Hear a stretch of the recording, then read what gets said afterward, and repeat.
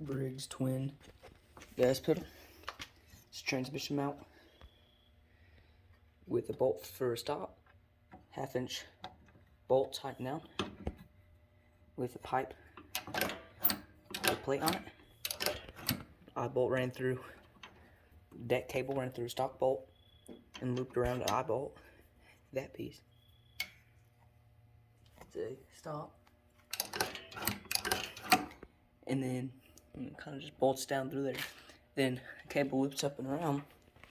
And here's the stock plastic piece here, and the stock plastic piece here to hook it up.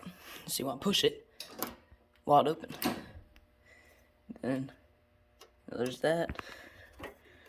Governor link is unhooked. There's our turn spring. We'll have it here when we turn all the way. Pretty simple.